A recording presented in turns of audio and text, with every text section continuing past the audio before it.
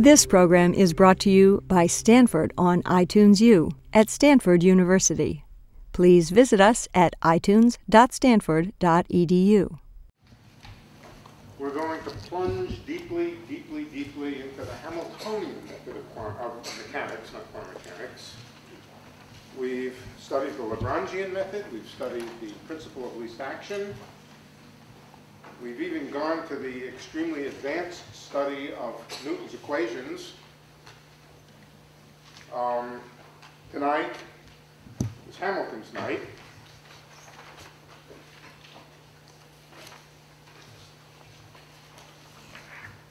Part of the point, in fact, maybe the main point of the Hamiltonian formulation of mechanics goes back to something that I talked about at the very first lecture.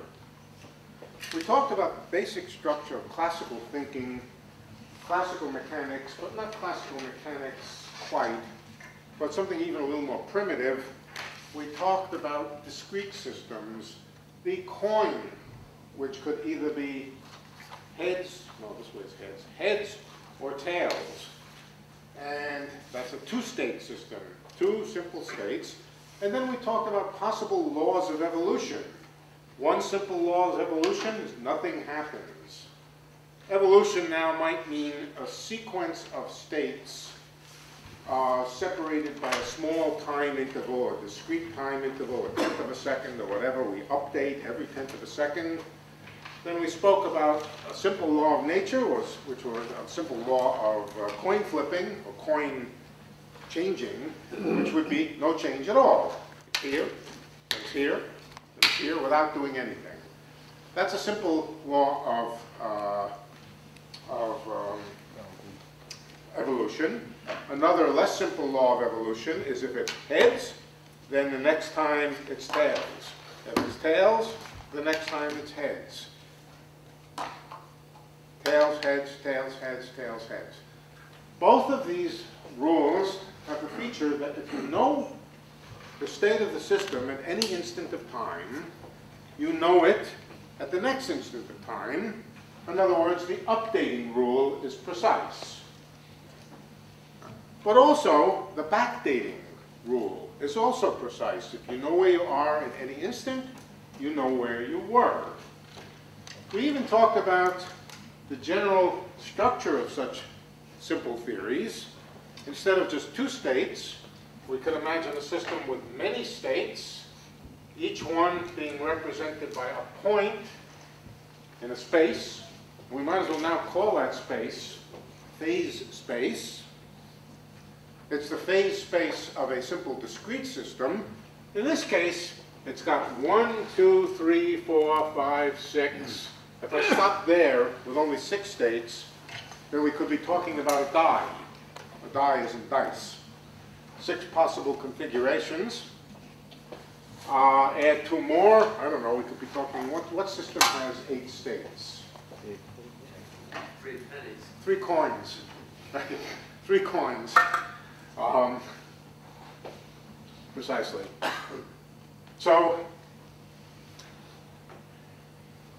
this is a general kind of situation, and the basic setup, in fact, the definition of a phase space is if you know where you are in the phase space, you know where you'll be next, and you know where you came from.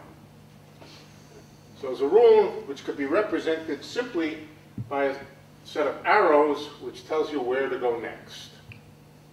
Nope, you can't come back because you've already been there.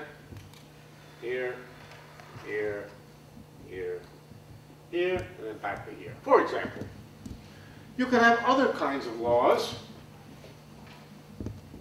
not different in kind, but different in detail. For example, you could have some closed loops like this.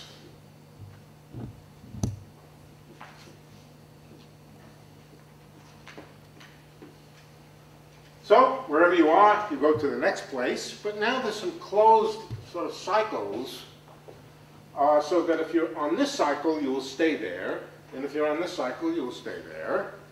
This corresponds to the existence of a conservation law. We can imagine that these 3 states over here are labeled as having property equal to +1, and over here, property, the same property, is -1. Well, if you've got +1, you stay +1. +1 never becomes -1, and -1 never becomes +1, because all of the configurations with number -1 go to configurations with number -1, and so forth. But both of these kinds of laws have the property that if you know where you are, you know where you'll be, and you know where you were. That's to be contrasted with a law which might look something like this. If you're over here, you go to here. If you're over here, you go to here. And if you're over here, you go to here. That's a very definite updating rule. Wherever you are, you know where to go next. But there's something funny about it. Namely, in particular, you can't go backward in a unique way. You can go backward from this point. From this point, you know that you must have come from here. But if you're over here, you don't know whether you came from here or whether you came from here. What's going on here is points are running into each other. There's yet another way to think of it. Imagine the phase space being populated. Populated with points. And the point, in fact, let's imagine the entire phase space is populated with red dots. And the red dots all move. They do a dance. The dance is simply to follow the trajectories as they're prescribed by the law, whatever the law is. So this red dot goes to here, this red dot goes to here, this red dot goes to here, this red dot goes to here. Notice every red dot knows where to go, knows where to come from. And there's a kind of rigidity to the red dots. None disappear, none spontaneously appear, none disappear, none appear. They simply just rigidly, or what's an even better word than rigidly? A fluid, incompressible, a kind of incompressible motion where points don't run into each other. Same thing here. Same thing here. If we populate the points with red dots and we allow them to move along the arrows, instant by instant by instant, each instant the number of red dots is the same. They don't run into each other. They don't bifurcate. The whole thing just moves in an incompressible way. On the other hand, with this law, we could start a red point at each place, but then after one motion, this one would have disappeared, never to reappear, and we would have only two places which were occupied, going back and forth, back and forth. There would be some loss, in a sense, of points in the phase space. Phase space points would not be conserved. The whole point of Hamilton's mechanics, Hamilton's form of mechanics, is number one, it's a form in which every point knows where to go next and knows where it came from without points ever being lost or gained. In other words, a kind of rigid motion in a phase space, or an incompressible motion of the points in phase space,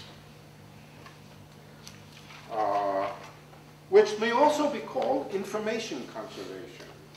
We'll see, we'll talk about that a little bit further in the future. Okay, another point of Hamilton's equations, let's think about ordinary F equals ma type equations. They're not of this form. Why not? Well, let's suppose you know where you are. Let's make a plot.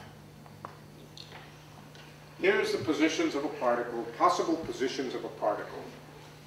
Here's the particle x, y, and z. Supposing I know the particle is over here. Do I know where it will be next? No.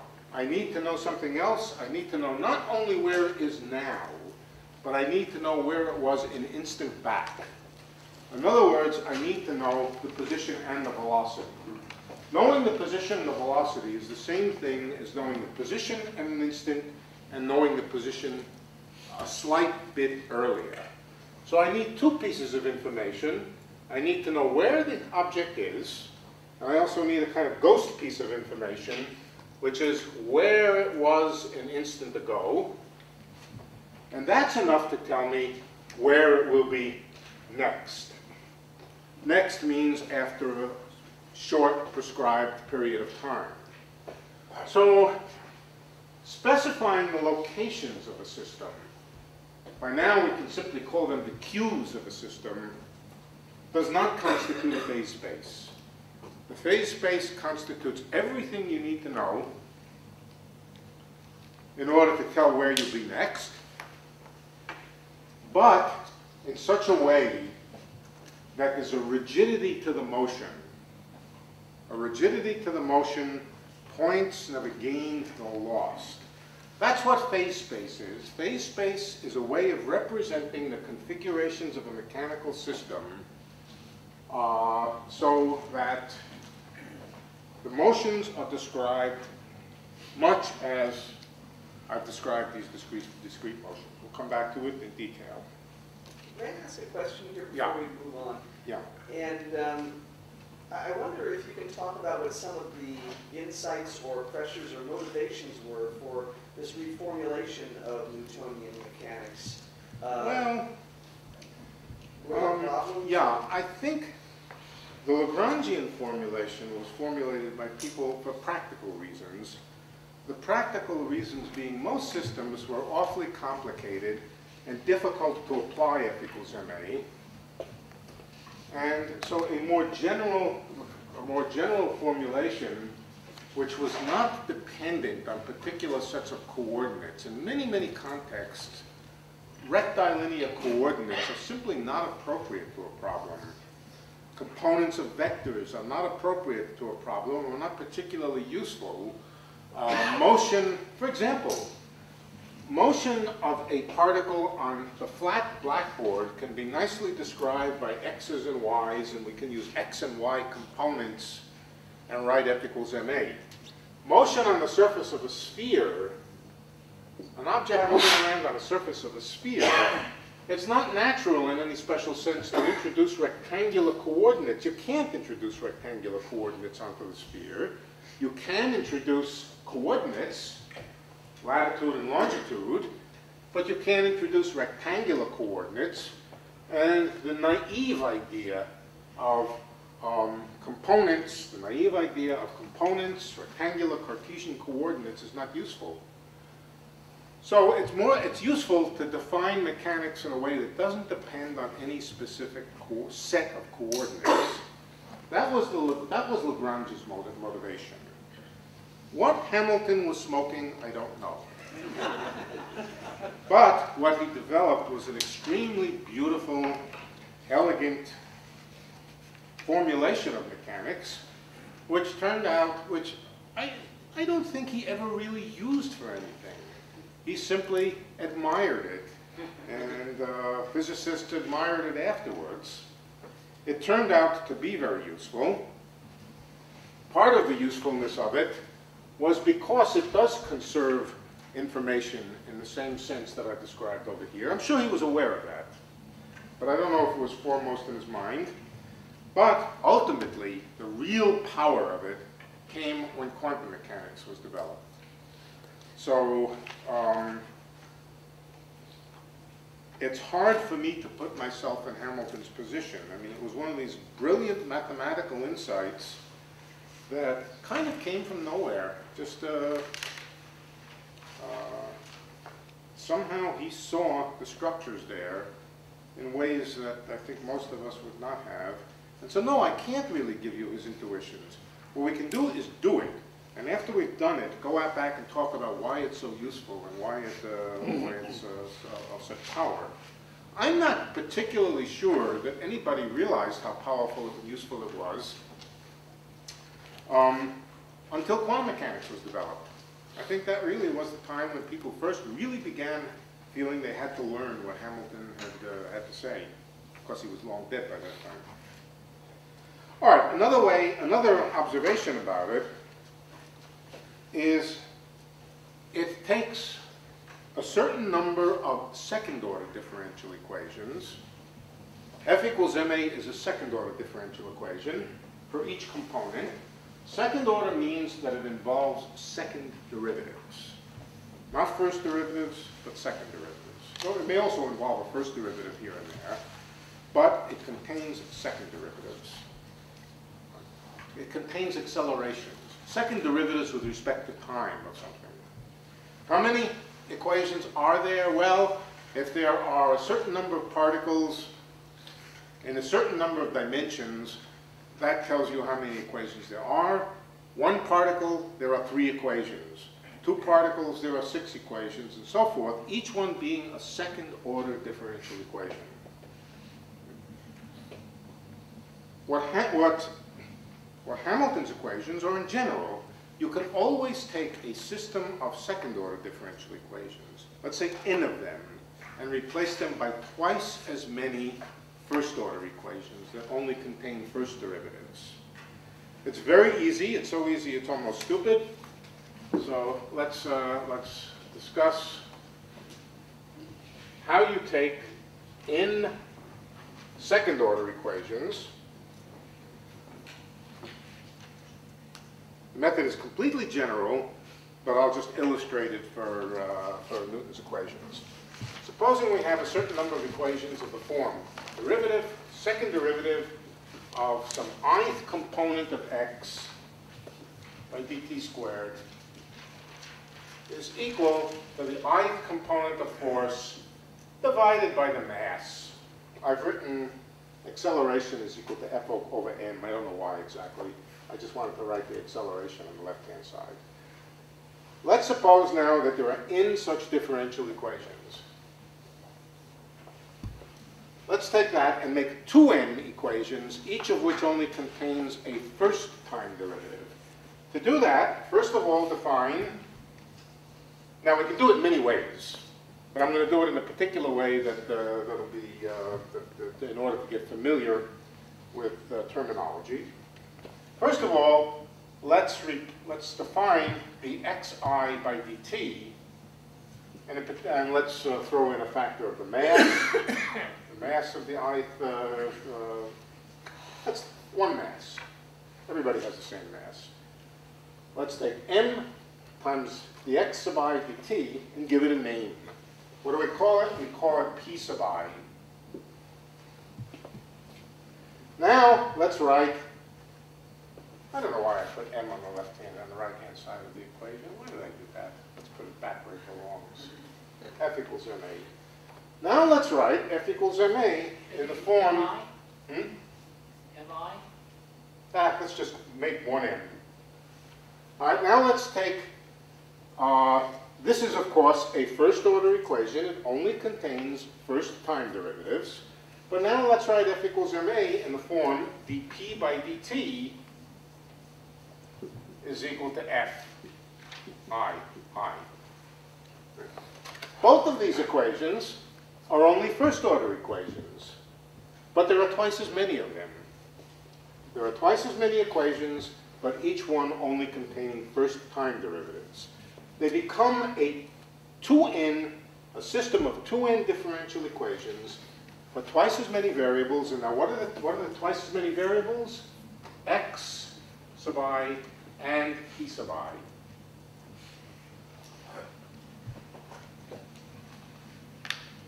First-order equations are the kind which tell you where to go if you know where you are, without knowing where you were.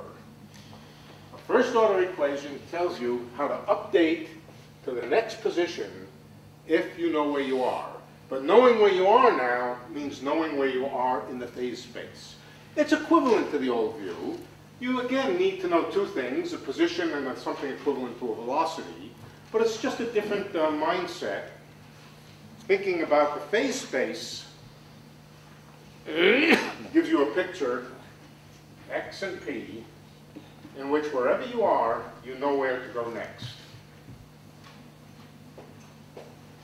So there's no new physics in it, no new laws of nature, just a different mindset, thinking about the state of a system not as a configuration, but as a combination of a position and a momentum.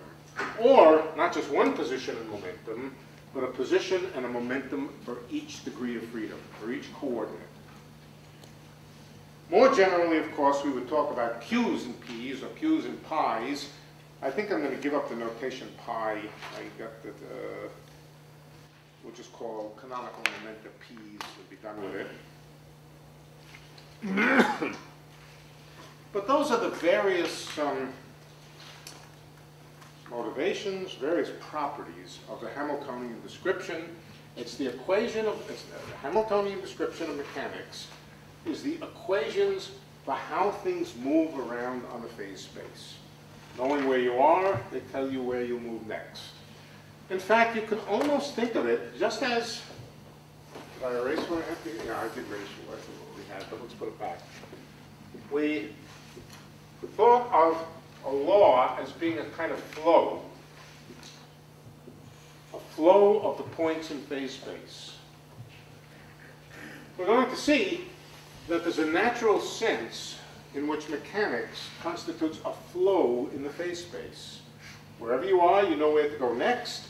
And if you were to imagine populating the phase space, populating the phase space would mean taking a lot of identical systems and starting each one at a different point in the phase space and watching them as they evolve. That would define a flow in this phase space. And it's that flow in the phase space that Hamiltonian mechanics is all about. It's almost as if the points in phase space were a kind of fluid, and we're studying how that fluid moves. If we're interested in any specific system, then we think of it as a little particle moving along with the flow. We start at some place, we allow it to move along with the flow, and follow its coordinates and its momentum. All right, now we need a small piece of mathematics. It's an easy piece of mathematics, but it's a rather formal piece. It's the mathematics that's called the Legendre transformation. I'm going to do it first in the simplest possible case. Suppose there are two variables. Let me call them V and P. Just secretly, between you and me, V stands for velocity and P stands for momentum. But now forget I told you that, because we're going to think about the Legendre transformation as a mathematical trick in many, many different contexts. All right, so there are two variables.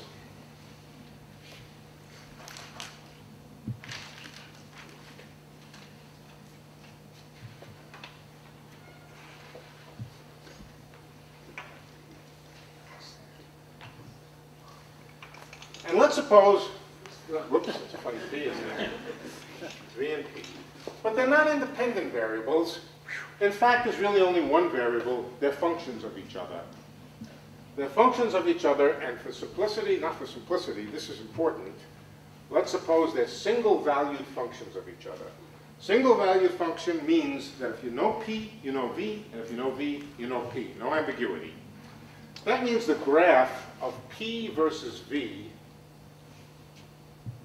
looks something like that. What it can't do is it's not allowed to do that. Why not? Because if it did this, there would be certain values of P where you would have an ambiguity about what V is. It's also not allowed to do this, because then there would be certain values of V where you wouldn't know what P was. Single valued means that the graph of the function, P versus V, looks like this. Any point on it, or for any value of V, there's a unique P, and for any value of P, there's a unique V. Actually, just for simplicity, although this is not important, let's just draw the graph so that it goes to the origin.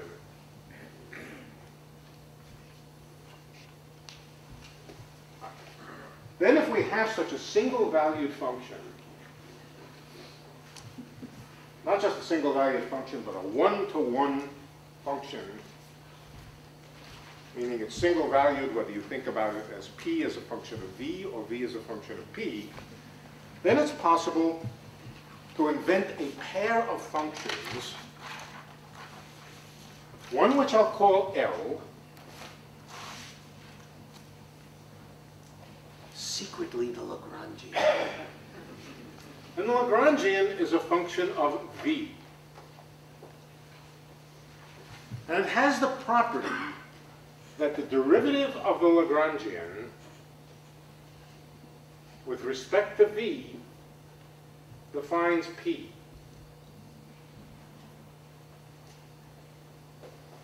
Why would I bother inventing a function L whose derivative with respect to v is p? Well, we'll come to why, but I can always do it. This is just ordinary derivative for the moment. Since there's only one variable v, we don't have to make it a partial derivative. d L by dv.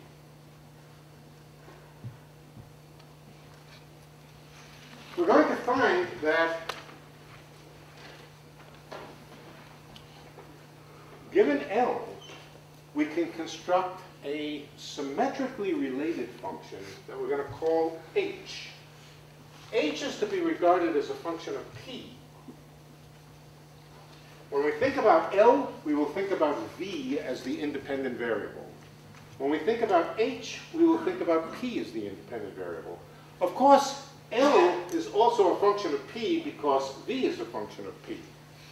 Of course, h is also a function of v because p is a function of v. So, but each one is thought of as a function of its own variable, L of v or h of p. And the relationship is h and L are connected by the derivative of h with respect to p is v.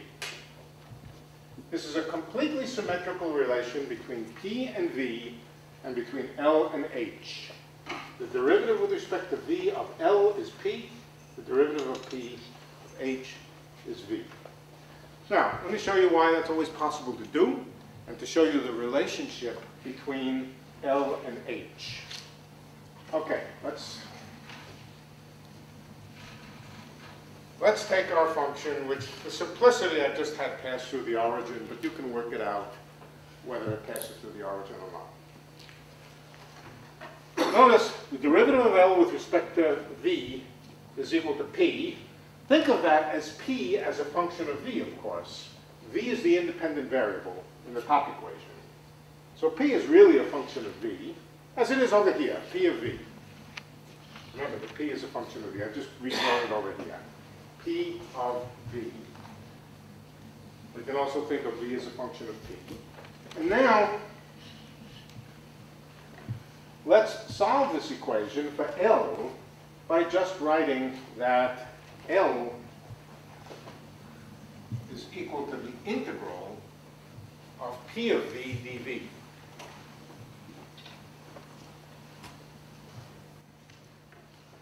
Does everybody recognize that? If the derivative of L is p, then L is the integral of p. We can write this as d. Well, does everybody recognize what I've done here? Is that a definite, indefinite? Okay, that can be taken to be a definite integral, and for definiteness, let's take it to be the integral from 0. But it doesn't matter. It doesn't matter where we take the integral from, but let's, for definiteness, take it from 0, from v equals 0. If we differentiate an integral, we just get the integrand. So if we differentiate L with respect to, let's put v up here, definite integral from 0 to v, p of v dv. If you differentiate an integral with respect to the endpoint of integration, you just get the integrand. So that's this relationship here. Derivative of L is equal to p. We can always do this. Here, that's L of the endpoint, if you like. All right, we can now draw a picture of what L means, at least on this graph. L is the area, L of V, or let's say L of V is constructed in the following way. You go to your point V, you draw that line, and then you consider all the area underneath the curve here. This is not a triangle, it's a curve. That's the integral of P of V dV, and it's L at point V. L of V. It has the property that if you differentiate it with respect to V, you get P. Now, what about H? Well, we can do the same thing with H. H must be the integral of V dt, just by symmetry. The other equation is that H of P is the integral, we can again start at 0 and go to P, of V of P dP. Notice that if we differentiate H with respect to P, we just get V. That's the other defining equation here.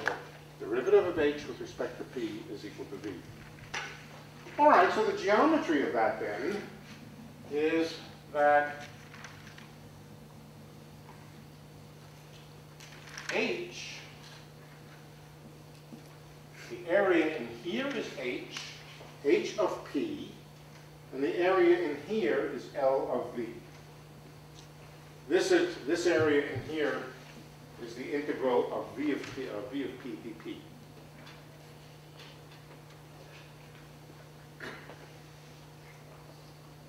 Does that need further explanation?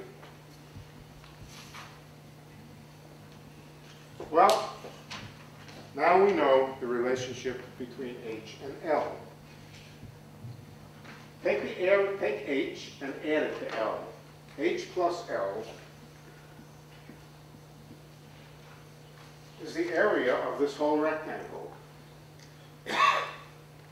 What's the area of the rectangle? It's P times V.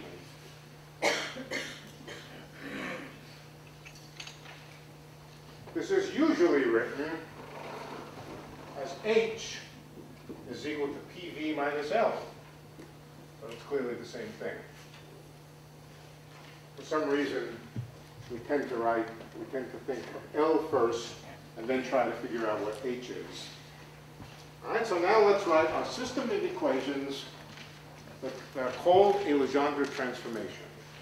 You start with an L of V. You differentiate L of V, ordinary derivative we'll do here. Derivative of L with respect to V defines P, and gives you P as a function of V. Then you construct H by multiplying P times V and subtracting L. Now L, of course, is a function of V, but wherever you see V, substitute its value in terms of P. So we can think of this as L, same script around here, L of V, but V is a function of P. So, and V is also a function of P here. So H gets to be thought of as a function of P. L is a function of V. And when we do this, I'll now prove, although it's clear from the geometry here, that the derivative of H with respect to P is V. Let's do the little manipulation algebraically. Here's what we do. We consider a small change of P and ask how much H changes. How much does H change when we change P? Let's work it out. The change in H, let's just call it delta H, small change in H, is first of all, what's the change in a product? If we change If we make a small change in the values of some variables, what's the change in a product? Sum of two terms. The sum of two terms, one term being the first factor times the change in the second, and vice versa. All right, so first of all, we get a term which is P times the small change in V. The second term is V plus the small change in P. And finally, minus the derivative of a Lagrangian, the derivative of L with respect to V. Remember that L depends only on V, times the change in V.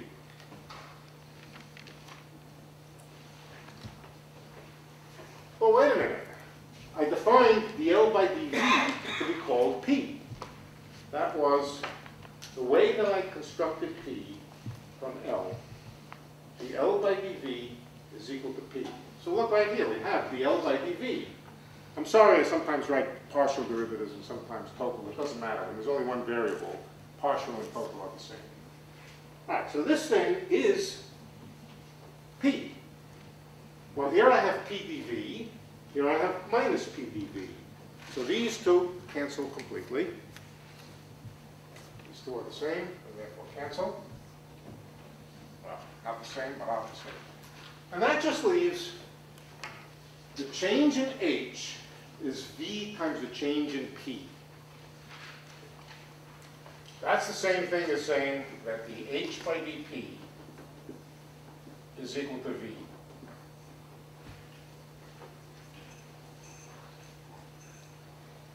The H by dP is equal to V. In other words, the change in H, when I change P a little bit, is just equal to V.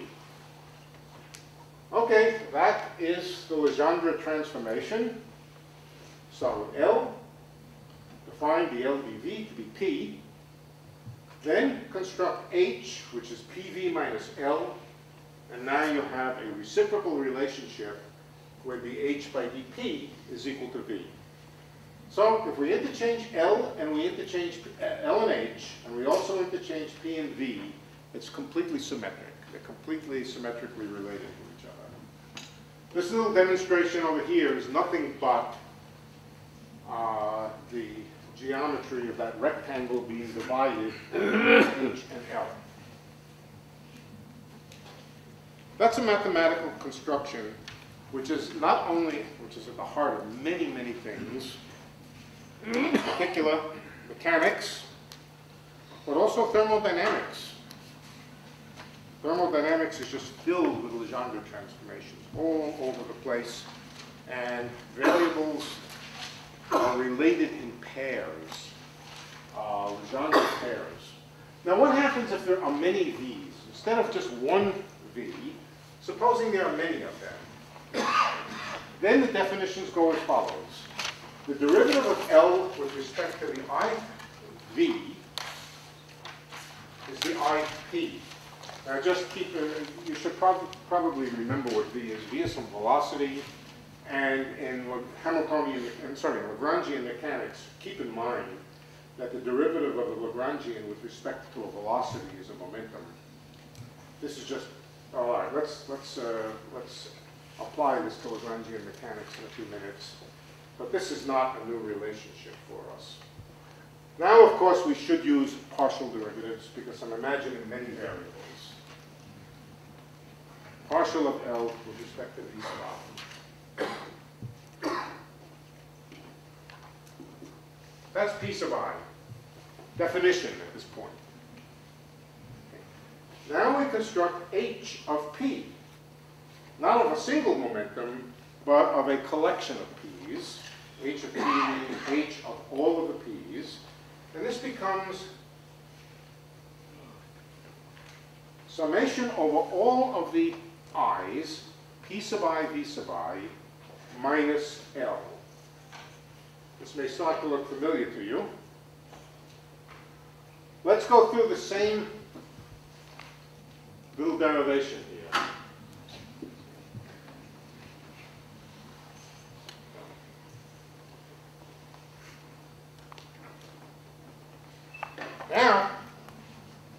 change in h is a sum of terms of p sub I, v sub I. I'm not going to write summation signs. Whenever I write a p sub I and a v sub I like that and so forth, think sum over the i's. All right, so first of all, a p sub I delta v sub I, a v sub I delta p sub I, and then a derivative of L with respect to v sub I times delta v sub I. When I change things a little bit, this is what happens to h. Again, exactly the same pattern.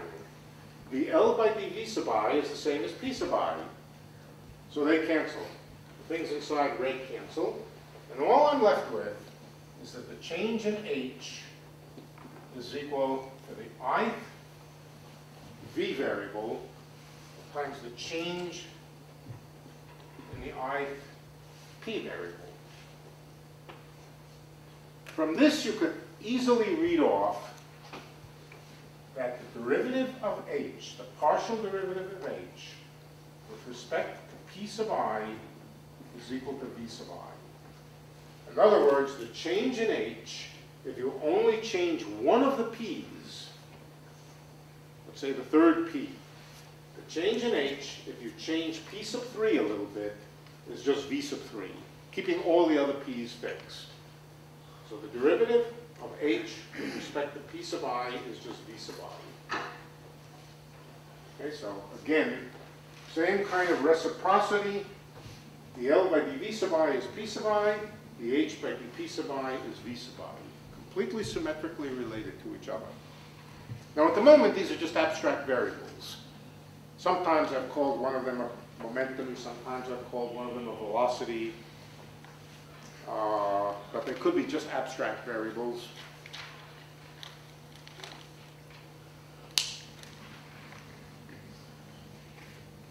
And as I said, there are many applications of the change of variables from a v-type variable to a p-type variable that's kept track of by what I've usually called generating functions, L and H.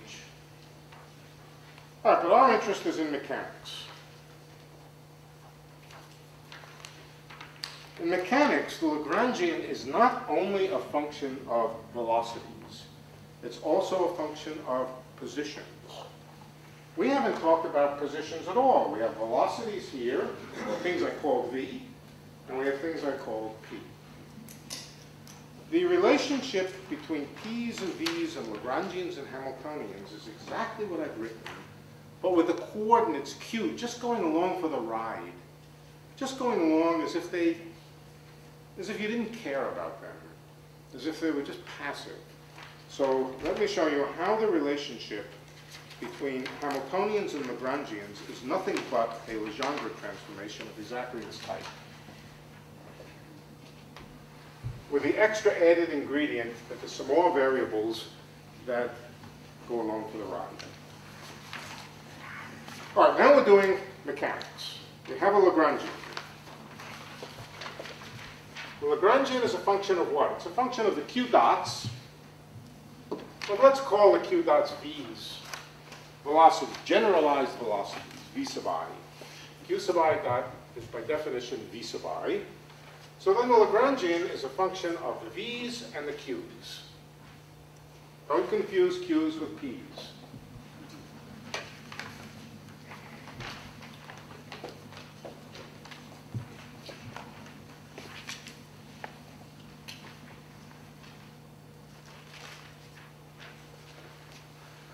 V sub I is equal to q dot. Let me write up here another equation of mechanics that you're familiar with.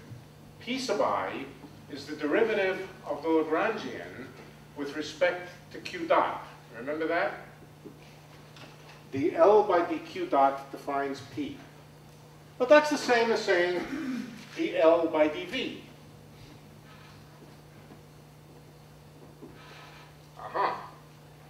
The L by dv equals P sub I. That's the first of our equations over here.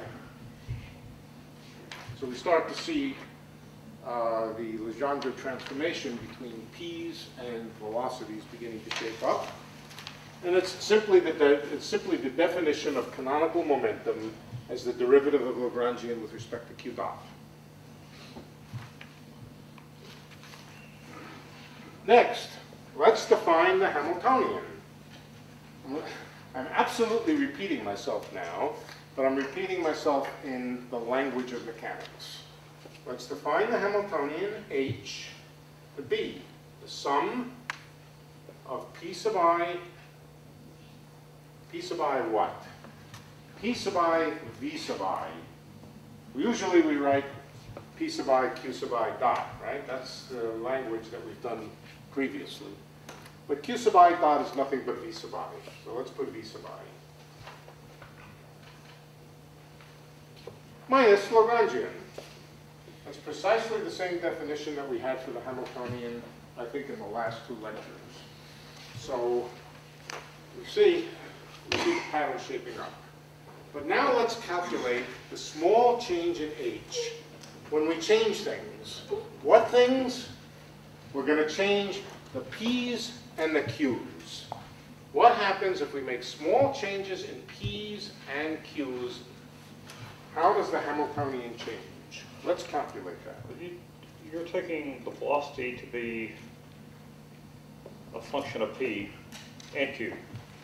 It is a function When you did the of P and Legendre Q. transformation. Generally, that's right. In general, you can think of Q as just going along as for a ride as a set of parameters. Okay. Right. But the velocity depends on, But yeah, that's especially right. P. The whole thing, yeah, that's right. So that's correct. Now, okay, what was said was correct. Let me not rephrase it, but let me just restate it. Now, the relationship between the P's and the V's is such that P is a function not just of V, but also the Q's. And V is a function of the P's and the Q's.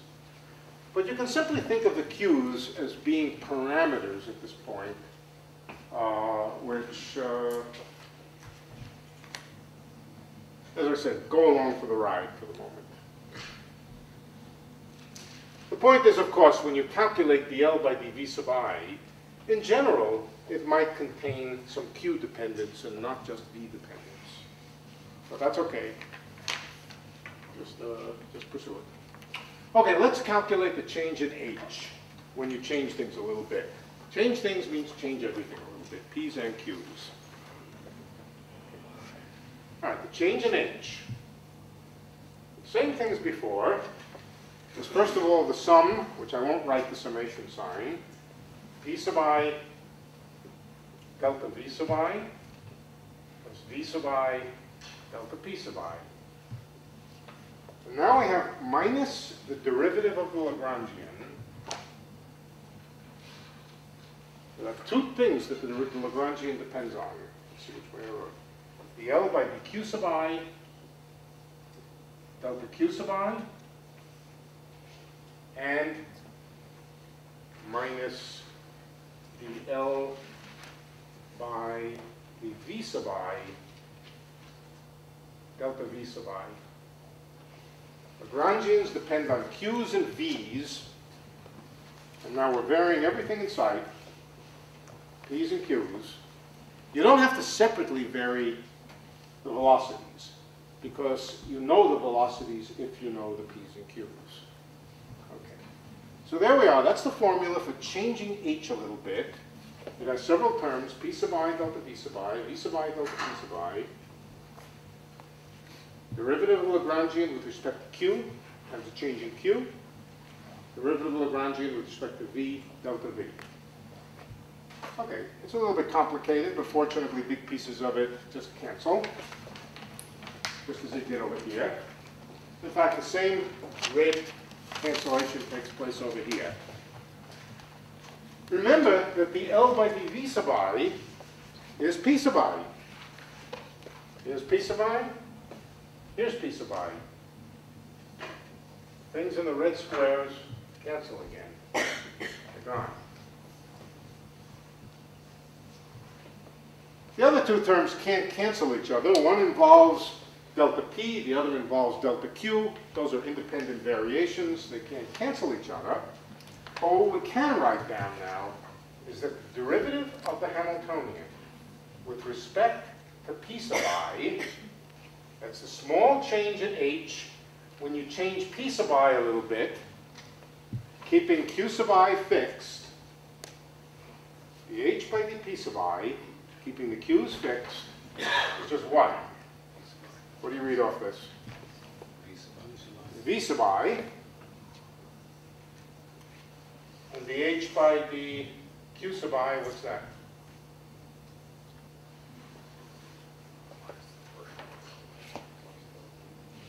What's this? It's minus dl by dq sub I. Now so far, okay, that's not bad. Some nice equations, but they get a little bit nicer. dl by dv sub I, right?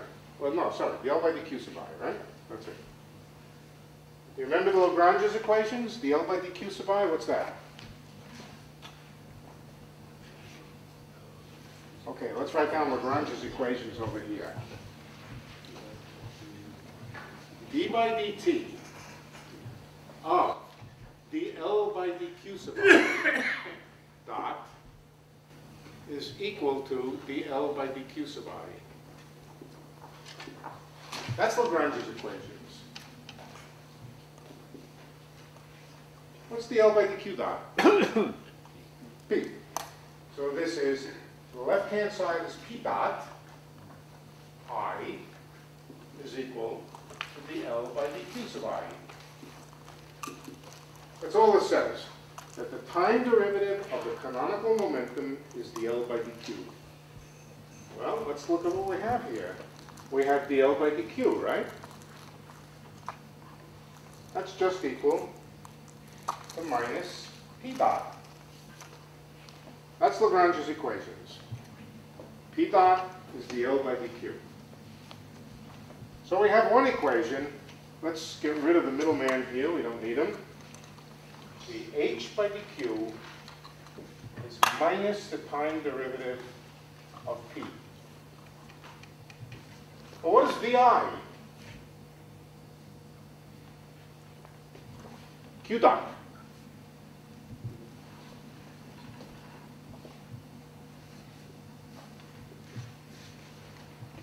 I'm going to go through this again. I'm going to do it again. Oh, these, of course, are Hamilton's equations. They're quite beautiful. H is a function of p's and q's. That's the way you think about it. The Hamiltonian is a function of p's and q's, momenta and coordinates. You get rid of the velocities. Replace them by p's. And then the derivative of the Hamiltonian with respect to p's defines the q dots, and the derivative of the Hamiltonian with respect to q's is minus the p dots. That's the structure of mechanics in the Hamiltonian nutshell, if you like. Let's go through it again, just since it was a series of steps, all of which are abstract, none of which are highly intuitive. Let's go through it again. Here we have h is equal to summation p sub I, v sub I, minus L. L being a function of q and v. Now let's make a little variation. That's going to equal p sub I delta v sub I plus v sub I delta p sub I minus the change in Lagrangian. What's that? Oh, sorry, excuse me, thank you. Minus v sub I delta p sub I. But now we have to calculate the change in L. The change in L is minus the derivative of L with respect to whatever it depends on. But it depends on Q's, delta Q's, and it depends on V's.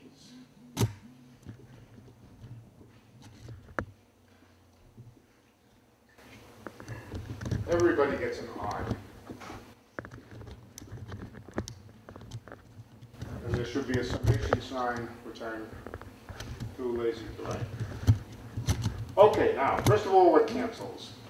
The things multiplying delta V cancel. Why? Here you have p sub I, and here, sorry, did I say that right? Yes. Yeah.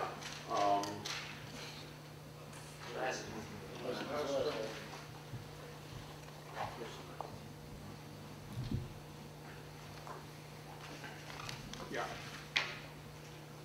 The L by d v sub I, that's p sub I.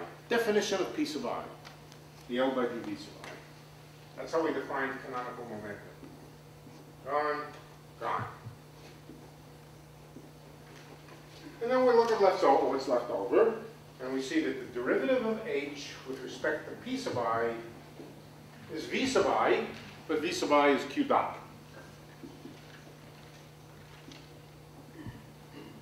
And then we look at the other one that says the derivative of h with respect to q sub I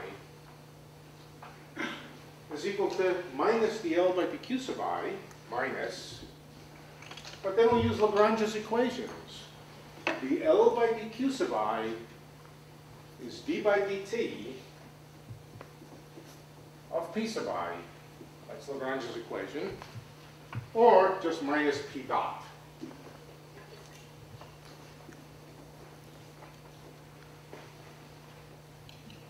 So we see that mechanics, in great generality, gets repackaged as a system of first-order equations of very great simplicity. You need to know one function of p's and q's.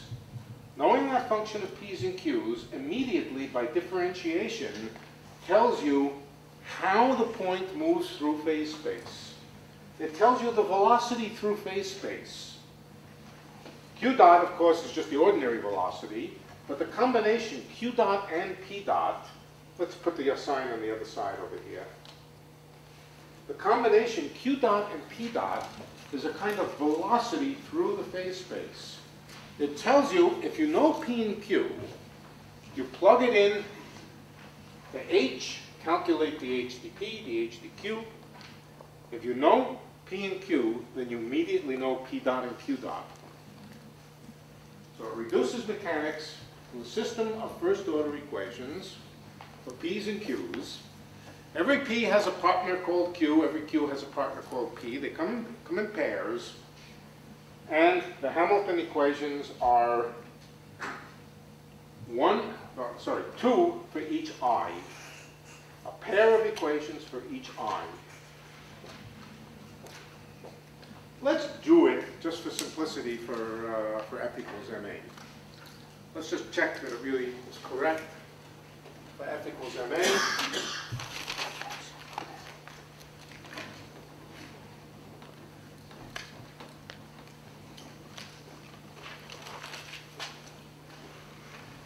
as I said, I have no idea what motivated Hamilton to write these things down, but they certainly do have a very, very simple structure.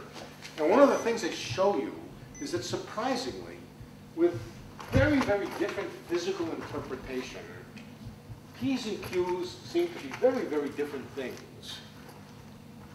Q's are coordinates, p's are velocities, are connected to velocities, and yet there's this enormous symmetry between p's and q's. They seem to come into the equations in an extremely parallel and symmetric way, apart from a single minus sign over here. They seem to enter in a symmetric way into mechanics. And it's the study of these equations which really defines modern mechanics, if you like, modern classical mechanics.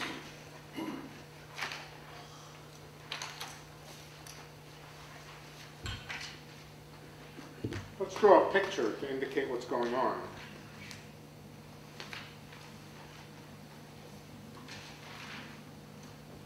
Here's general phase space, P and Q. It's not just one variable, there's many variables. Some subset are called P's, half of them are called P's, half of them are called Q's. I can't draw them all on the blackboard, so I'll draw just one P and one Q. at every point, where's my equations? Here they are. At every point, I could calculate the h by dp and the h by dq and tell you exactly what q dot and p dot are. That defines a kind of velocity vector through the phase space. Not an ordinary velocity, but a phase space velocity. Let's draw that phase space velocity as an arrow. It's showing which way that point is moving in the phase space. And the length of the arrow we can take to represent how fast you're moving through the phase space. And so what the Hamiltonian gives you is a kind of flow through the phase space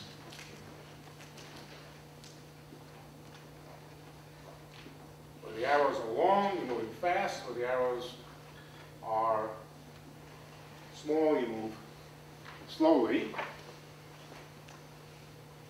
And the velocity, as I said, is related to derivatives.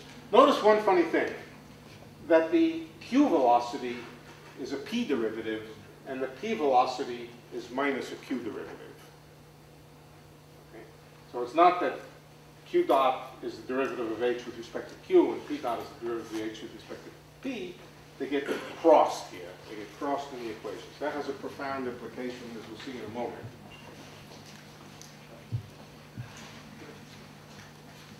Any questions about Hamilton's equations up to now? Any second order system? Any second order system can always be, just by defining the first derivatives to be new variables, then that simply defines a set of twice as many first order equations. That's trivial. But this elegant structure here is far more than that. It has some properties that we'll see in a moment. Yeah. Are there any systems where P and B are not one-to-one relationships? When it happens, they're usually badly defined systems for which the evolution is not well defined and usually rejected as being. You mean, are there any systems in nature which require? No. Things with circular systems with friction, doesn't that be slowly? Well, first of all, friction is outside the boundaries of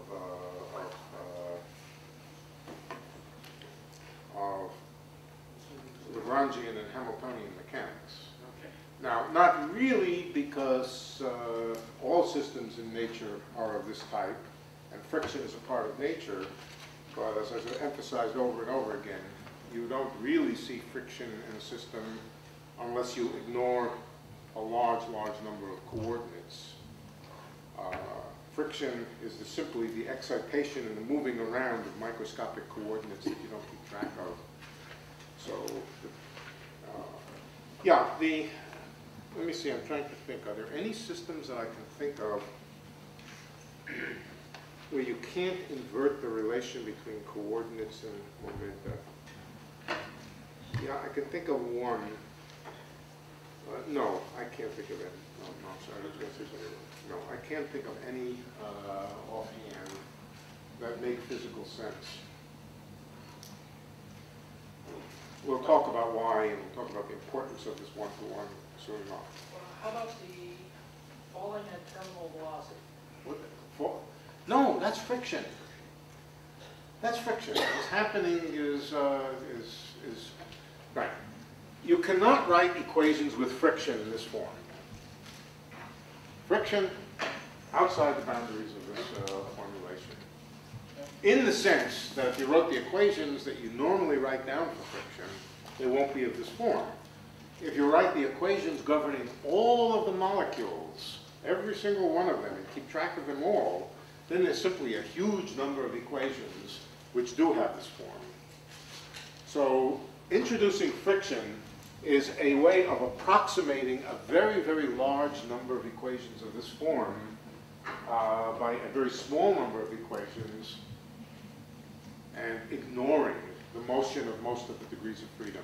Energy is leaking off into other degrees of freedom. Okay. So friction we don't want to deal with now. No. Friction is exceedingly complicated. if we define H as that lower left-hand corner, Yes. and then take the delta H, Yes. and we apply the Here. Euler-Lagrange equations, then we get Hamilton's equation. That's right? correct. Okay. Now, but where is this Legendre thing coming in here? I mean, Well, here, we did dl by dv is p, and the h by the... Here, this is the Legendre transformation. what is is it the equation? Is it the right-hand side? Is it It's taking a function of v. What is it? It's a procedure. It's a procedure of changing variables, if you like. Changing variables from a set called v to a set called p. Is there any way you could describe that in words? I mean, I can sort of follow the arithmetic here, the algebra. The Legendre transformation is a whole bunch of arithmetic that goes into it. Well, you can go from X to U or, anything like that. If you like, to me, this is the clearest definition of what you're doing. You have a pair of variables, v and p. They're connected to each other.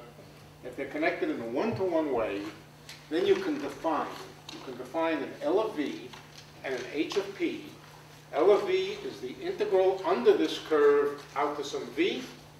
H of p is the integral over this curve up to p. The derivative of L with respect to v is p, and the derivative of h with respect to p is v. P times v is L plus h. That's the simple geometry of it. Why is it so useful?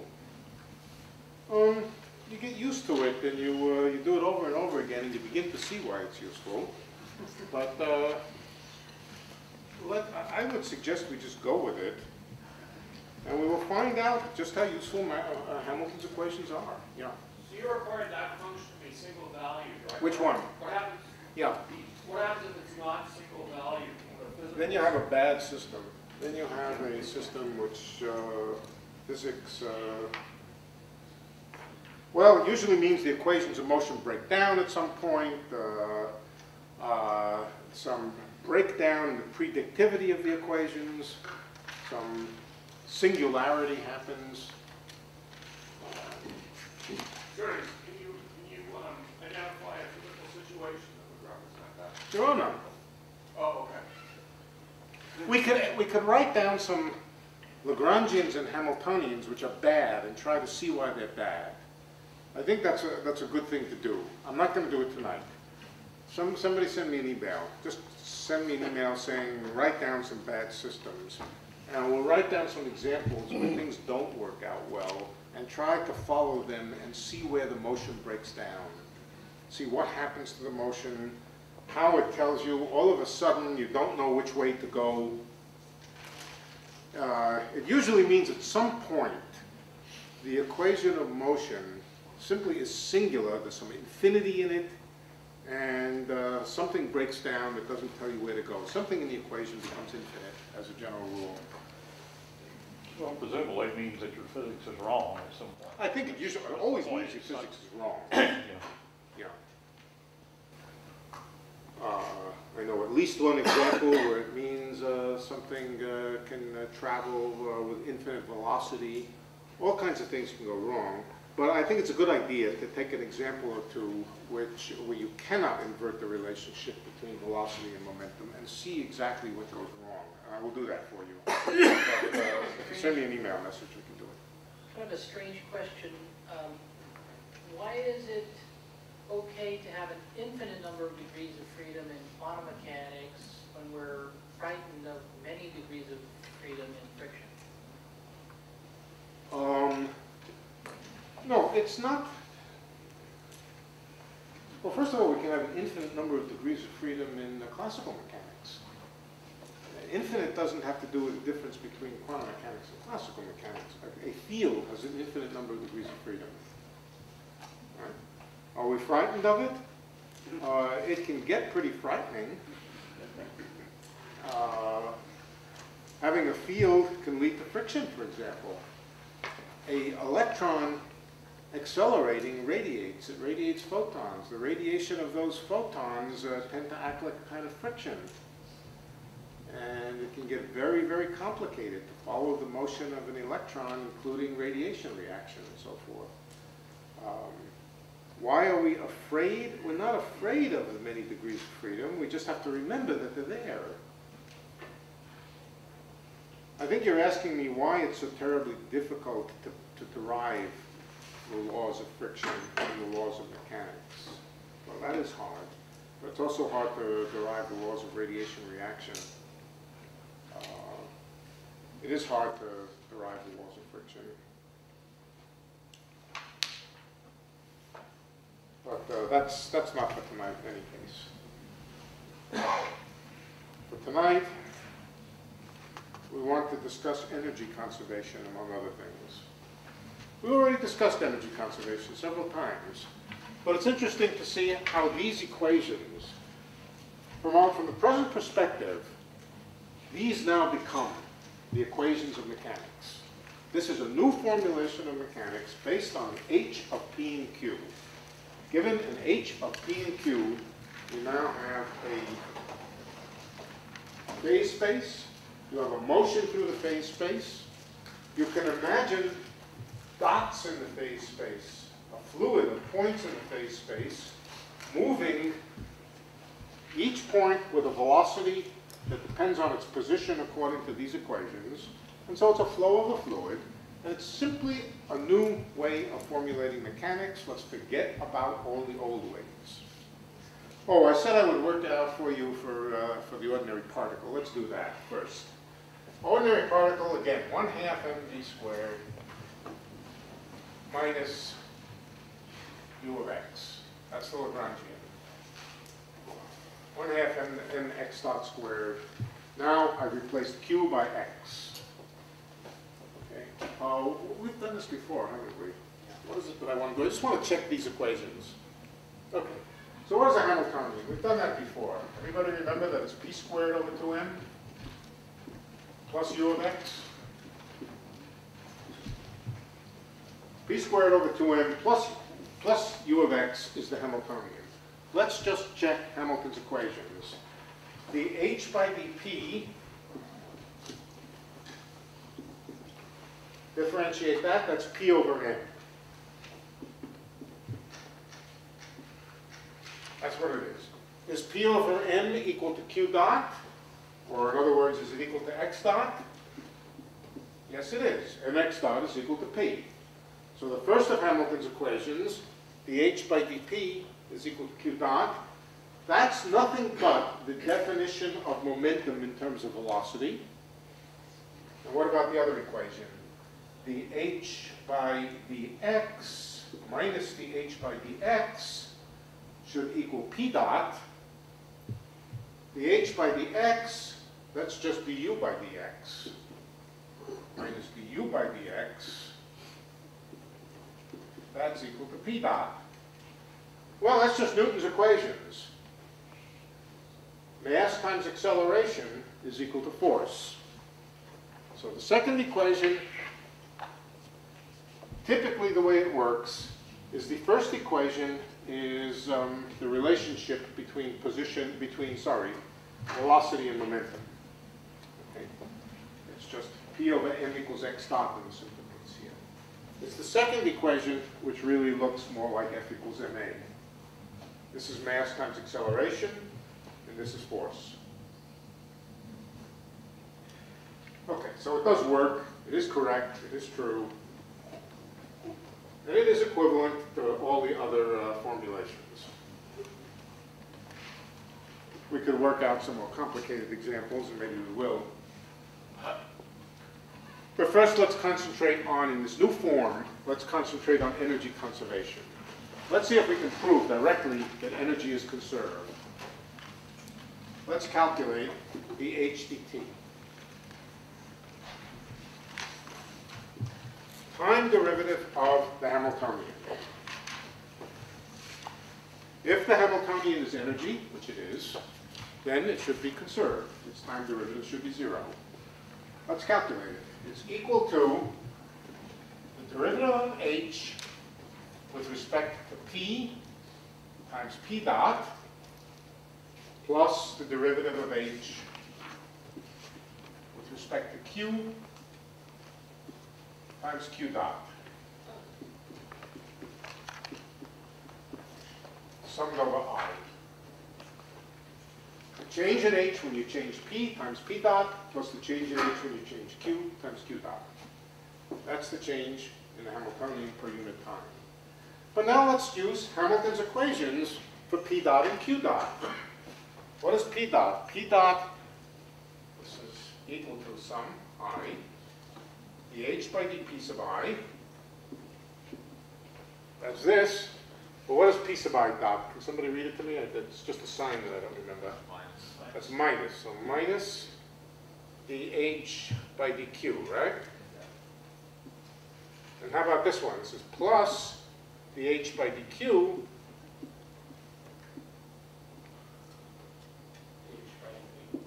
dh by dp sub I. And they cancel. That's what the minus sign is doing there. Is that equation if and only if? So if we have the conservation of energy, we get Hamilton's equations?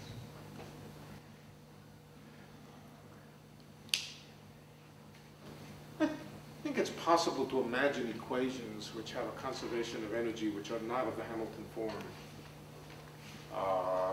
If you have Hamilton's equations, with a time-independent Hamiltonian, I've assumed there's no explicit dependence on the Hamiltonian on time. Then you do get energy conservation. The other way, no. I think you can certainly have equations which have conservation laws, conservation of an energy, without them being of Hamilton's form. So it's not if and only if.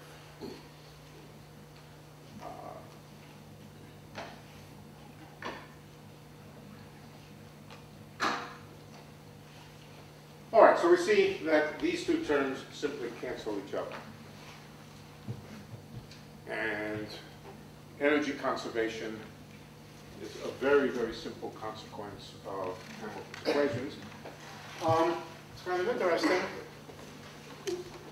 What this says is that if you take a point and you follow it, now from now on I want you to think about this phase space as a collection of points that you can follow in time.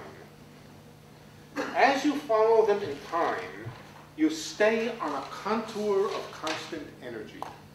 Imagine this phase space, and imagine it being filled with contours of energy. In other words, surfaces on which the energy is constant. It's simply filled up with surfaces on which the energy is constant. The phase point, meaning a point in this phase space as you follow it, stays on the same surface of constant energy. That's just energy conservation. And the fluid flows, the fluid defined by the phase space dust, think of it, dust in phase space, flows along these lines, which are lines of constant energy.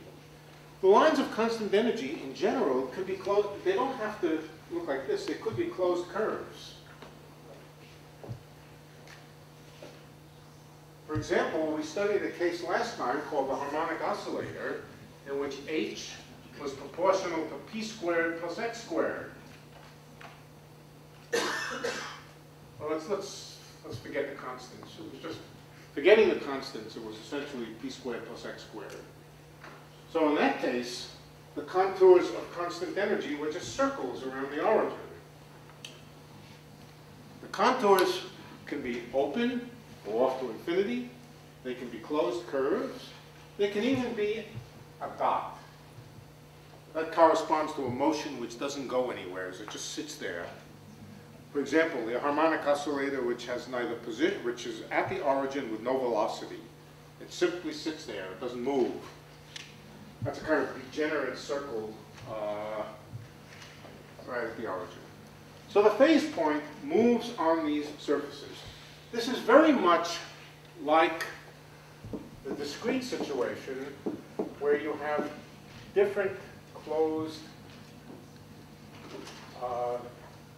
pieces of the phase space, and that defines a conservation law. Which one of the cycles you're on? We'll call those cycles. Well, in phase space, it's very similar. Every point is on some contour of constant energy, and you move along those contours. Yeah. The density of points is constant, right? Because We're gonna talk about that. Yeah. if the density of points is constant, how do you get these diverging lines? Oh, well, that's easy, actually. We haven't discussed the fact yet that the density of points is constant. But let me answer your question. Okay, so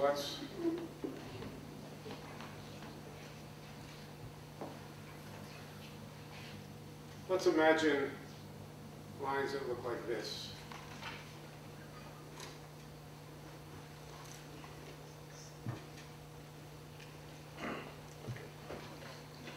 So the fluid comes in and goes through a narrow channel. What happens when fluid goes through a narrow channel? It moves faster. It moves faster just so that the density doesn't change. A big lump of fluid comes in and it doesn't want to change its volume, so it has to squeeze between these lines faster. The lesson is where the lines clump up and get close, where the contours get close, the fluid is moving fast. That's, in fact, what Hamilton's equations say. When the contours are close together, think about a contour map. What does it mean on a contour map that the contours are very close? Steep. It's steep, right? It means the altitude is changing very fast. What does it mean on the contours of constant energy that the contours are very close together? It means that H is changing rapidly with respect to either P or Q or some combination of P and Q.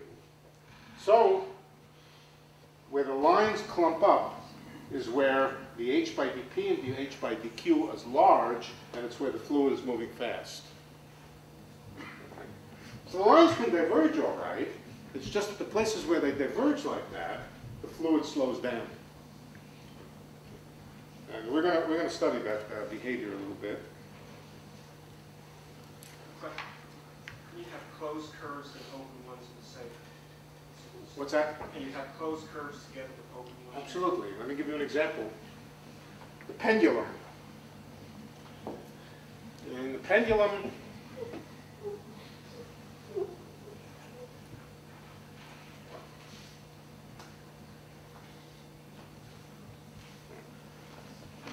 small oscillations at the bottom are closed curves.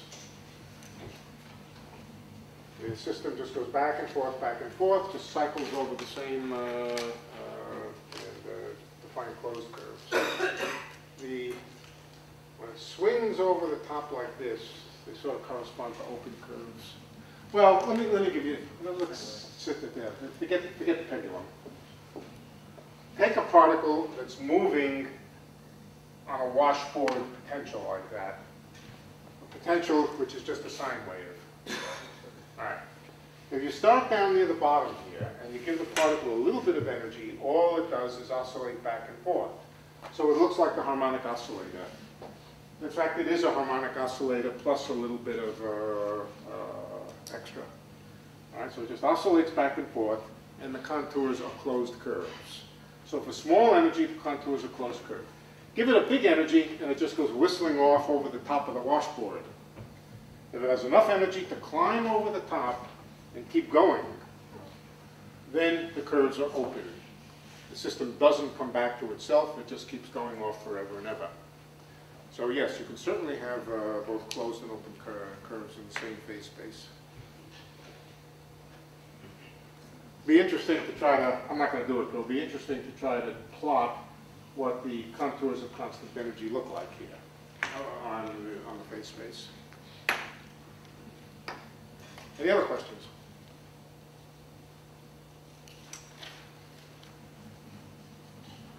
Is there anything you want me to go back over? Yes.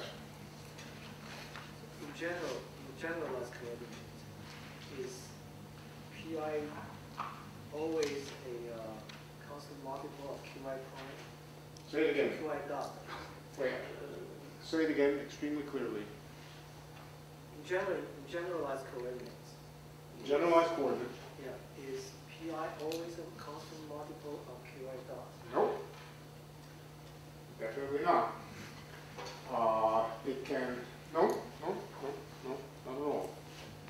No, it's just, we can invent all sorts of Hamiltonians. Here's a Hamiltonian. H is equal, instead of p squared plus q squared, let's take p cubed plus x cubed instead of p squared plus x squared. This doesn't correspond to any system that I know about in nature, but there's nothing wrong with it from the point of view of the Hamiltonian. Now, what are the equations? The equations are that derivative of h with respect to p is equal to x dot, and that's 3p squared is equal to x dot. Well, that does not say that the relation between p and x dot is that p is a constant multiple of x dot. So the answer is no, not in general. This is sort of unusual, but you could have an x here. That would be less unusual. No, sorry, x times p squared. Also, x times p occurs in Hamiltonians, but x times p squared. Then you would have the h by dp is x times p, and you would have p and x, the relationship between them having an extra factor of x. So no. There's no reason for such a simple relationship. Yeah. It sounds like we're describing sort of a perpetual motion of sorts. Really? Would that be an accurate statement? No. Well, yeah. Motion is perpetual. Motion is perpetual. That's why energy is conserved. But I'm not sure what you're getting at. The idea that when you factor in friction, that you're actually transferring the energy into another part of the... Yeah, okay.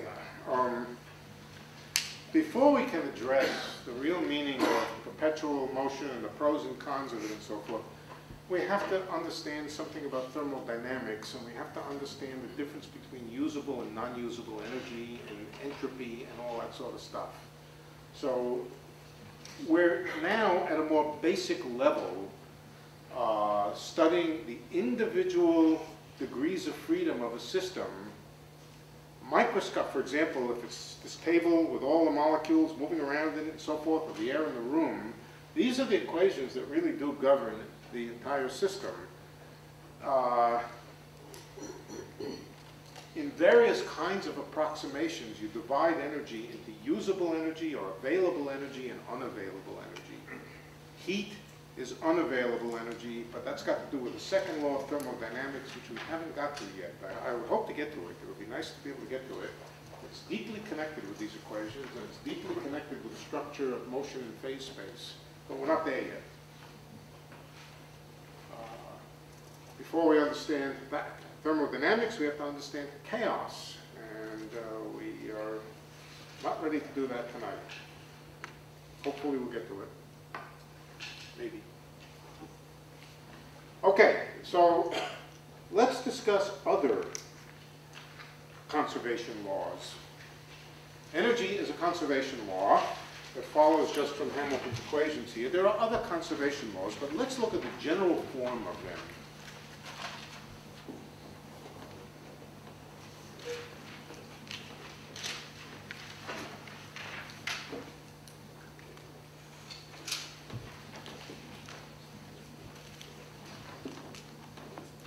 We know from the Lagrangian point of view that conservation laws have to do with symmetries. I'm going to suppress that now. Later on, we'll come back to it and discuss symmetries from the Hamiltonian point of view. But now let's not worry about why there might be a conservation law. Just let's see what it means to have a conservation law. What the necessary and sufficient conditions for a conservation law. Let's ask whether the quantity A is conserved or not. What is A? A is a function of the phase space. Wherever you are in the phase space, A has some value. It's a function of the P's and the Q's, or equivalently a function of position and velocity. Let me give you an example. We worked out a number of times ago that the angular momentum of a particle moving in a plane is given by x times py minus y times px. It's a function of the p's and the q's. In general, all quantities that we might be interested in are functions of positions and momenta. If we know the position and momentum of something, we know everything about it. So in particular, we know the value of its various quantities. Let's ask whether A of P and Q might be conserved. Might it be conserved? And under what conditions would it be conserved? What mathematical conditions? Now I want to express those conditions in terms of Hamilton's equations. That's going to introduce for us a new set of quantities called Poisson brackets, fish brackets, for those who don't speak French.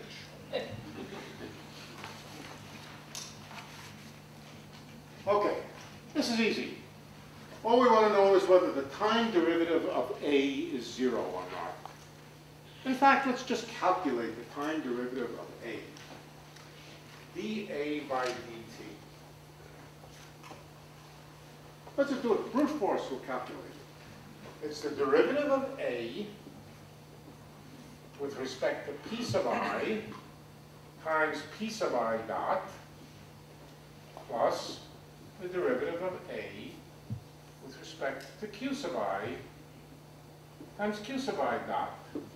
I'm going to write the summation sign explicitly now for a little while. Summation over I. But now let's substitute in for P sub I dot and Q sub I dot their value in terms of the Hamiltonian. So this is sum on I, derivative of A with respect to P sub I. What's P sub I dot? Again, sign. I can never remember the sign. It's minus, right? Minus dH by dQ sub I. So we have dA by dP sub I, dH by dQ sub I. Now what's this one? This is plus dA by dQ sub I, and Q dot, that's dH dP, right?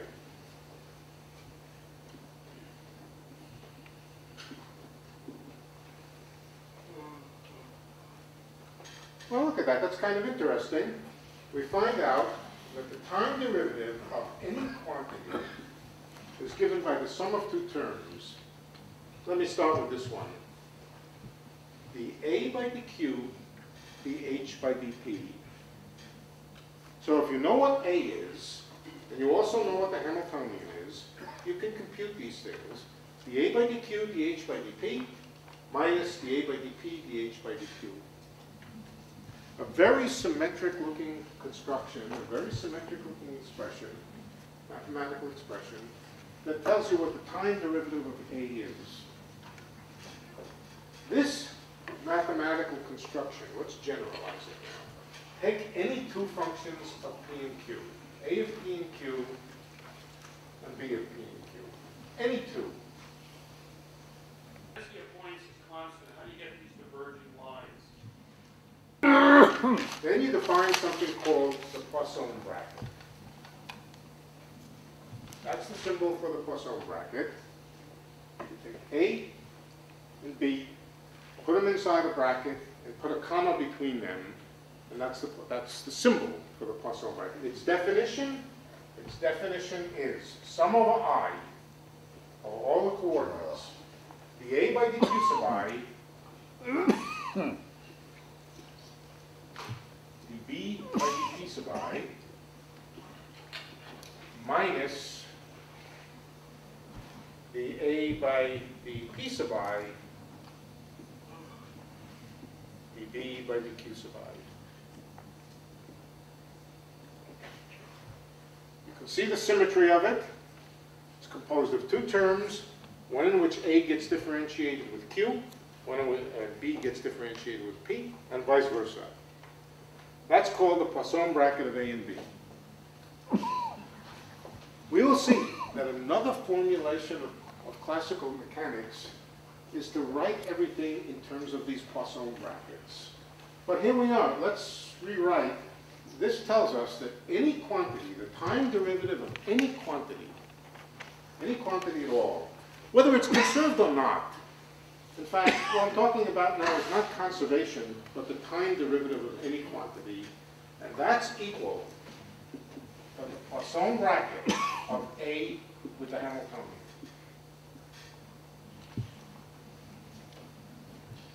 The Poisson bracket of any quantity with the Hamiltonian is its time derivative. That's another formulation of mechanics, closely related to Hamilton's. But if you're interested in whatever it happens to be, if you can express it in terms of positions and momenta, then its time derivative is given by the Poisson bracket with the Hamiltonian.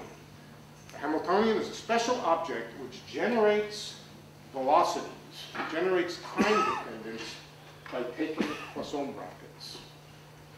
So as I said, this is yet another formulation of quantum mechanics, classical mechanics, where the motion of any quantity is expressed in terms of Poisson bracket with respect to the Hamiltonian. Let's just check it. Let's do one or two examples.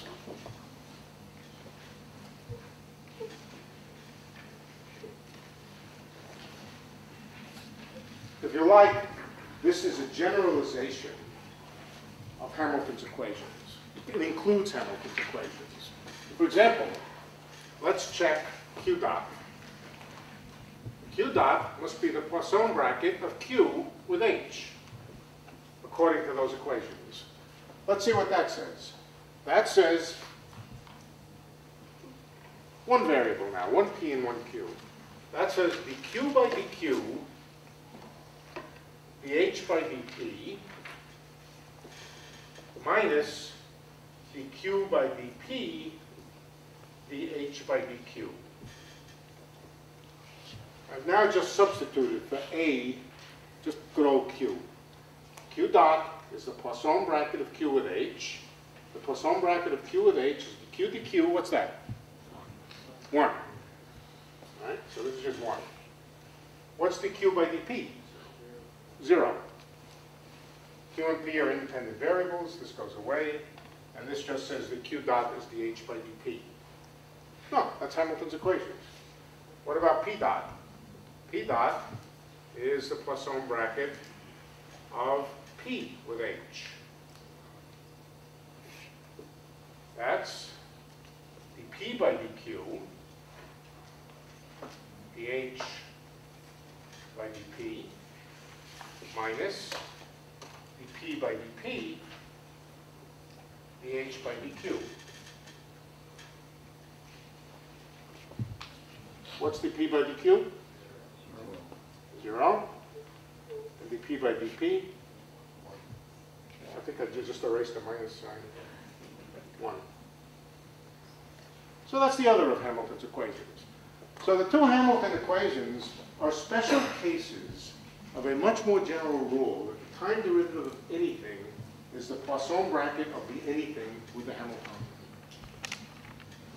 This gives a new view of Hamiltonians as generating time dependence by the action of Poisson brackets. The action of taking the Poisson bracket for the Hamiltonian tells you how systems change with time.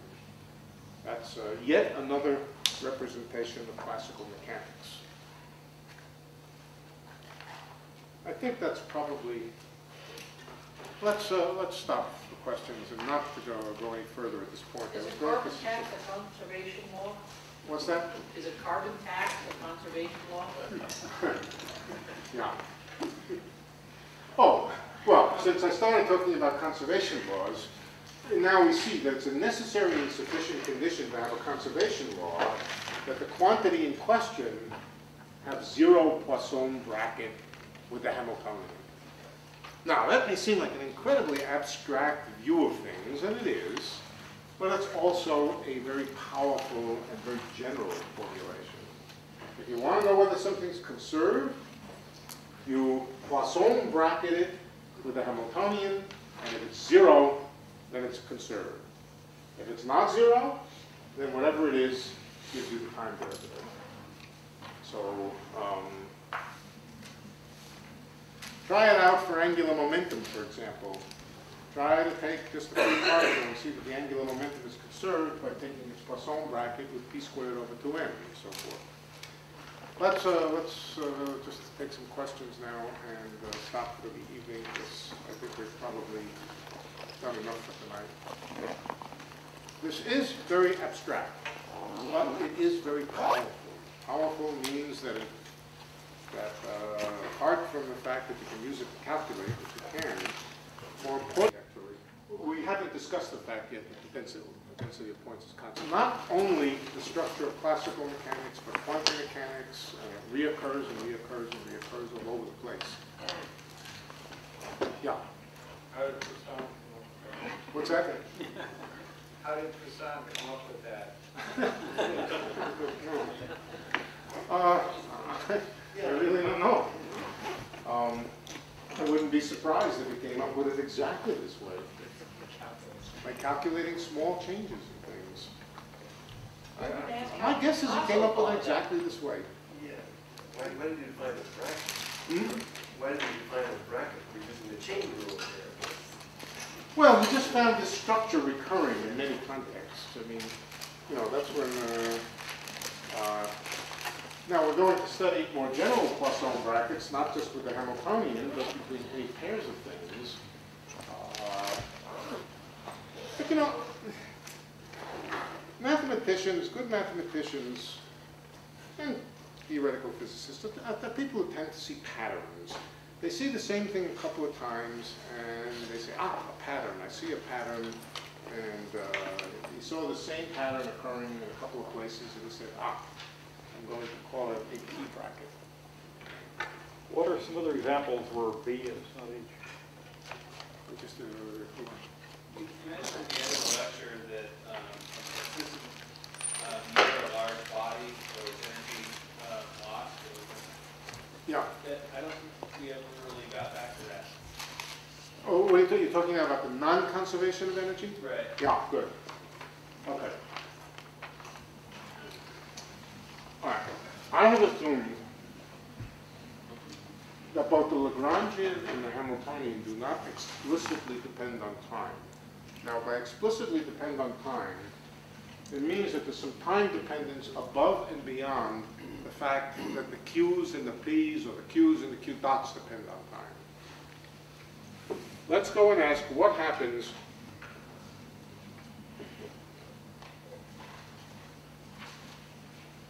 if the Hamiltonian really does depend on time. How can that happen? Well, You you're said- dumping in energy, right? Yeah. Well, let's suppose there's a big lump of matter over here. Our system is over here. We're not going to include this as part of the mathematics of our system, but it exerts forces on here.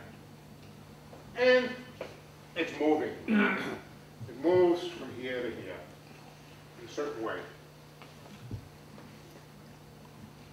That will mean the forces on this system will depend on time. In fact, there will be a term in the energy. Let's just take a single particle. There will be a term in the energy of this particle, u of its position, which also depends on the position of this big lump. But the position of the big lump depends on time. So that means the potential energy depends on x and also explicitly time. It means it depends on time even if the particle doesn't move. It certainly depends on time just because x may depend on time. But that's an implicit dependence on time.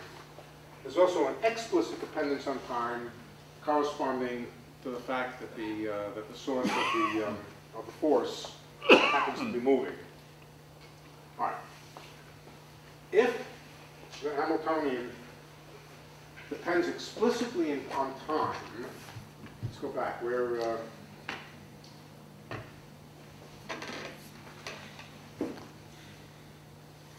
calculate the time derivative of the energy itself.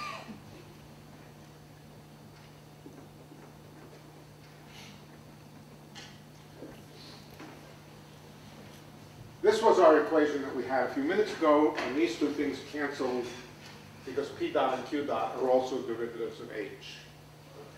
But there's just another term. If H also depends on T, then we have to write that the time derivative of H is dH by dP times P dot plus dH by dQ times Q dot plus the explicit derivative of H with respect to T. In other words, the change in the Hamiltonian, even if P and Q are standing still, if P dot and Q dot are equal to 0. That's what happens if the potential energy, for example, depends explicitly on time. Then this would, of course, be just du by dt. That's what it would be. All right, so in that case, even though these two terms completely cancel each other by virtue of Hamilton's equations, there's another term left over. Just the explicit derivative of h with respect to t. And that's, in general, not 0. It won't be 0 if the Hamiltonian, it says what it says. If the Hamiltonian explicitly depends on time, then that will appear in the equation for the time derivative of the total energy.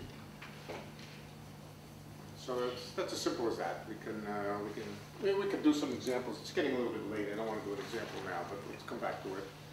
An example of a time-dependent Hamiltonian.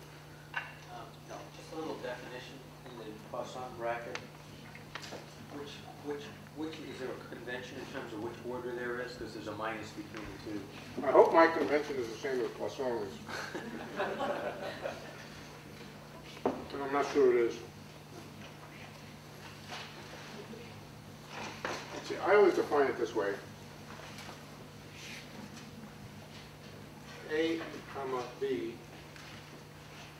is the A by dQ, the B by dP, minus the A by dP, the B by dQ. And you know, I don't think I've ever looked that up to see if it's right. But well, my question was, since you said it's general, not just Q's and P's being, you know, these variables, is it A of Q comma P or A of P comma Q?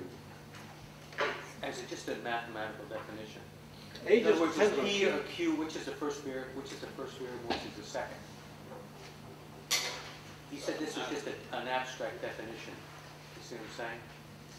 I don't think that means anything. You can write it either way. I mean, we make a convention. Let's make a convention. Isn't one minus the other? Hmm? Couldn't it be the A, the P, the D, the Q? We could define it by dA by dP, dB by dQ minus the other one, but this is the way it's defined. It's not my. That's not my question. Since you said you have a function A of P and Q, okay, does that mean that Q is the second variable? Or you say A of Q is the same as A of Q? Are you taking the derivative of A with respect to the first variable or to the second variable in your capital letter? Which one is first and which one is second? You choose. No. There's no first and second. There's P's and Q's. That's all. Normally you'll put Q position first before momentum. If you like. But remember, they're different. You're just going to end up with one variation of the Poisson bracket and then minus of the other. Right. If I just want to know what the convention is. If I write that the Hamiltonian is P squared over 2m plus 1 over x plus g m over x. Will you please tell me which is the first one and which is the second one? It's just two variables. No, but it will reverse the sign. You get a reversal of the sign. No.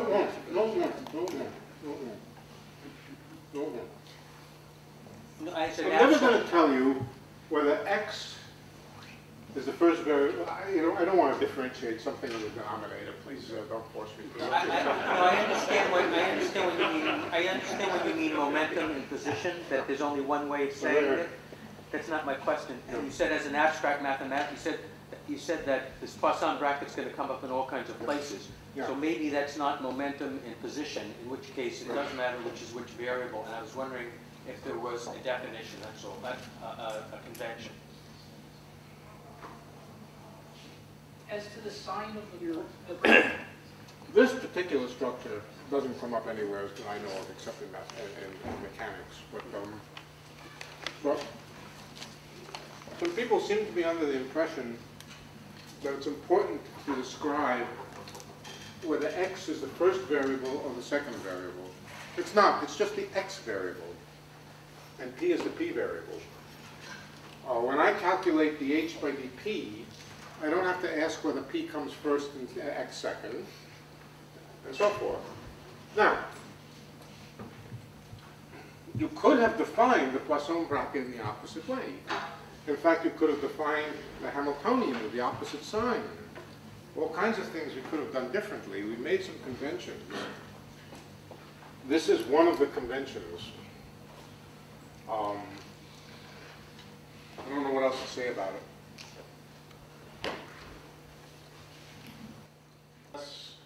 Let me answer your question. Okay, so let's...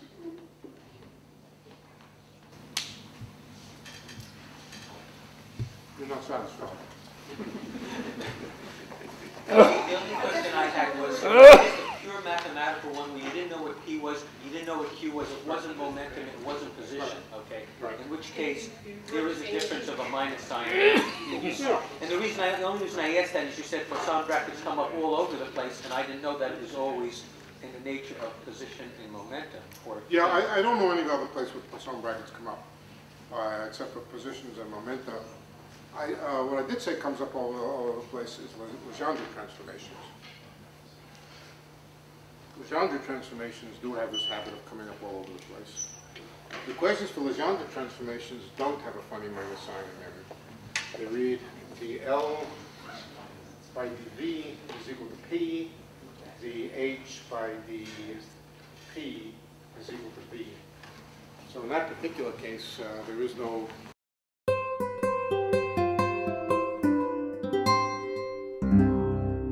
The preceding program was brought to you by Stanford on iTunes U and is copyrighted by the Board of Trustees of the Leland Stanford Junior University. Please visit us at itunes.stanford.edu.